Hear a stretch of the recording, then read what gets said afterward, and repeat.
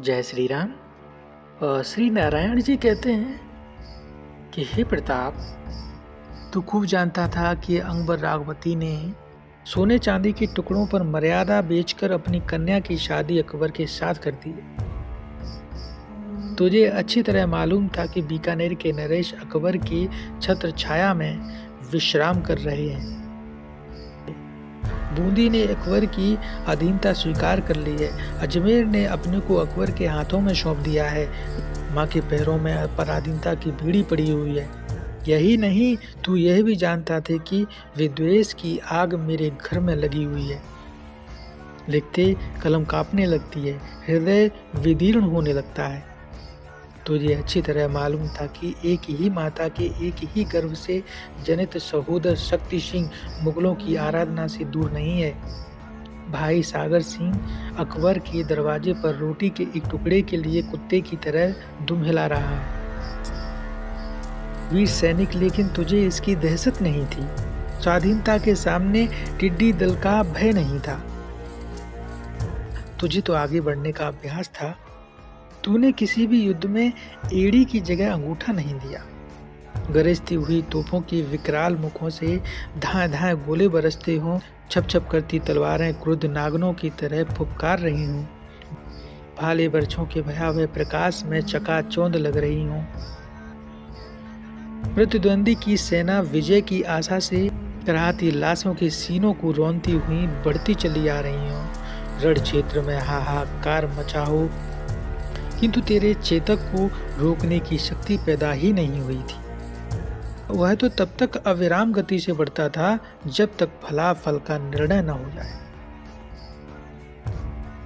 वीर पुंगव, धन लोलुप विलास प्रिय स्वार्थी संसार को देखकर कदाचित तुझे अपनी सेना पर भी पूरा विश्वास नहीं था। यदि विश्वास था तो केवल एक लिंग महादेव की कृपा कोर का, स्वामी भक्त चेतक का, रक्त पी पी कर वमन कर देने वाली तीखी तलवार का, आत्मबल का, अपने शोणित अभिषिक्त सिंहासन का और सिसोदिया वंश के पूर्वजों के आशीर्वाद का। तू कहा करता था कि मेरे और राणा सांगा के बीच यदि कायर उदय सिंह का जन्म नहीं होता तो मेवाड़ को ये बुरे दिन न देखने पड़ते। बात सच थी। मेवाड़ के पवित्र सिंहासन को अपनी कायरता और वीरता से यदि उदय सिंह कलंकित नहीं करता तो आज इतिहास के प्रश्नों पर कुछ और ही बात होती। उदय सिंह ने राजपूत वंश के लिए निंद और दब्बू स्वभाव का ही परिचय नहीं दिया, बल्कि वह जगमल को अपना उत्तराधिकारी बनाकर एक बहुत बड़ा अनर्थ भी कर गया। किंतु सरदार लोग राष्ट्र का यह तिरस्कार अधिक दिन तक नहीं सहन कर सके। जगमल की कापुरुषता और विलास प्रियता मेवाड़ के उज्जवल मुख पर कालिक नहीं लगा सकी। एक दिन सरदारों ने अचानक उसके सिर से मुकुट और तलवार छीनकर जयनाद और करतल ध्वनि के बीच तुझे राज मुकुट पहनाया और हाथ में तलवार देकर मेवाड़ गौरव की रक्षा के लिए प्रार्थना की। इच्छा न रहने पर भी अभिरक्षण का भार तुझे स्वीकार करना पड़ा। सरदारों के मुखमंडल पर प्रसन्नता स्फुटित हो गई और मेवाड़ का सिंहासन गर्व से फूल उठा।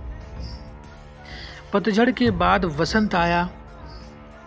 निद्रित देश नवीन उत्साहों के साथ जग गया। तलवारें म्यानों के भीतर ही तड़प उठी। कैंचुल छोड़कर फुफकारते हुए नागों के समान मूर्छे रहित भाले और बर्छे चमक उठे। हथियारों ने झनझन के भयंकर स्वर में वैरी को रण निमंत्रण दिया और गिरिराज अरावली का एक एक कण जय निर्घोष कर उठा। वह थी तेरे राज्याभिषेक की पुण्यतिथि। राष्ट्रपति, तूने राजलक्ष्मी नहीं प्राप्त की, बल्कि तुझे अपनी वीरता परखने के लिए एक कसौटी मिल गई। तूने उसी दिन राजपूत सरदारों के सामने प्रतिज्ञा की कि जब तक मेरी रगों में रक्त प्रवाहित होता रहेगा, धर्म को तिलांजलि नहीं दे सकता। वैभव के लोभ से सिसोदिया कुल को कलंकित नहीं कर सकता। क्षणिक सुख की लालसा से माँ के पवित्र दूध का तिरस्कार मुझसे नहीं होगा। भगवान एकलिंग को छोड़कर संसार के किसी भी सम्राट के सामने मेवाड़ अपना मस्तक नहीं झुका सकता। चाहे जो हो, कोई साथ दे या ना दे, मुझे इसकी चिंता नहीं है। मैं युद्ध करूंगा। प्राण रहते सिसोदिया वंश के हाथ से स्वाधीनता न जाने दूंगा। पराधीनता की बेड़ी में रहना मुझे स्वीकार नहीं है। नारायण जी कहते हैं कि हे प्रताप, मैं तेरी धर्मनिष्ठा और दृढ़ निष्ठा से कायल हो गया हूँ। मैं तुमको नमन करता हूँ।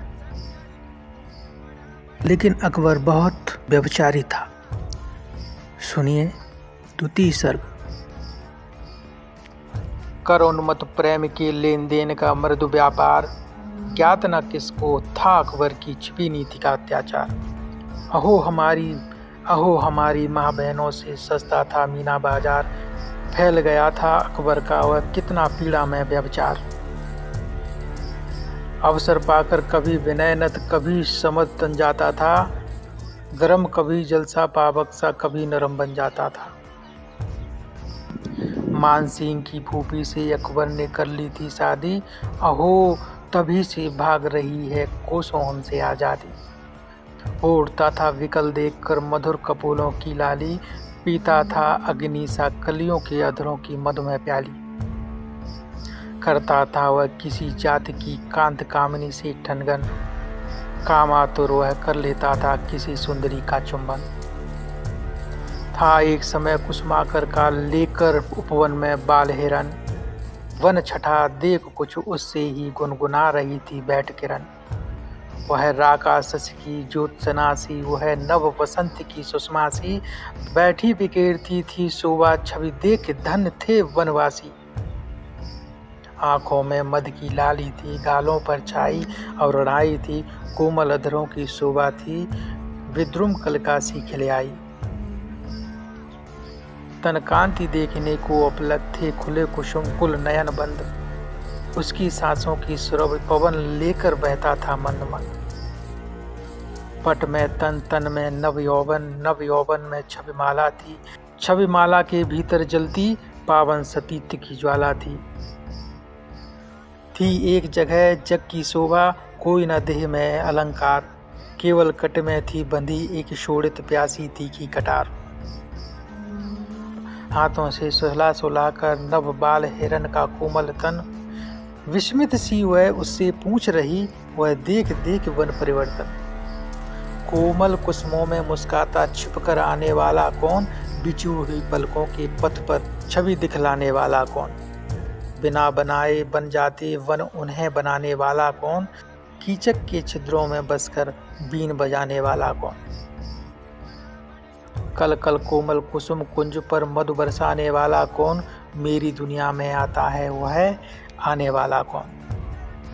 छुम छुम छन छन रास मचाकर बना रहा मतवाला कौन, मुस्काती मुस्काती जिससे कल का है वह किस्मत वाला कौन। बना रहा है मत पिलाकर मंजुल मधु का प्याला कौन, फैल रही जिसकी महिमा है वह महिमा वाला कौन। मेरे बहु विकसित उपवन का विभव बढ़ाने वाला कौन, विपट निचय के पूत पदों पर पुष्प चढ़ाने वाला कौन। फैलाकर माया मधुकर को मुग्ध बनाने वाला कौन, छिपे छिपे मेरे आंगन में हंसता आने वाला कौन। महक रहा है मलयालिन क्यों, होती है क्यों कैसी फूक, बोरे बोरे आमों का है भाव और भाषा क्यों मूक। वह इसी तरह थी प्रकृति मग्न, तब तक आया अकबर अधीर, धीरे से बोला युवती से वह कामातुर कंपित शरीर। प्रियसी गालों की लाली में मधुभार भरा, मृदु प्यार भरा, रानी तेरी चलचित वन में मेरे उर का संसार भरा। मेरे इन प्यासे अधरों को तू एक मधुर चुम्बन दे दे, धीरे से मेरा मन लेकर धीरे से अपना मन दे दे। यह कहकर अकबर बढ़ा समय उसी सती सिंगिनी के आगे, आगे उसके कुल के गौरव पावन सती त्योर के आगे। सिसोदिया कुल कन्या थी वह सती रही पांचाली सी, छत्राणी थी चढ़ बैठी उसकी छाती पर काली सी। कहा डपट कर, बोल प्राण लूं या छोड़ेगा या व्यभिचार। बोला अकबर, क्षमा करो अब देवी न होगा अत्याचार। जब प्रताप सुनता था ऐसी सदाचार की करुण पुकार, रण करने के लिए म्यान से सदा निकल पड़ती थी तलवार, सदा निकल पड़ती थी तलवार।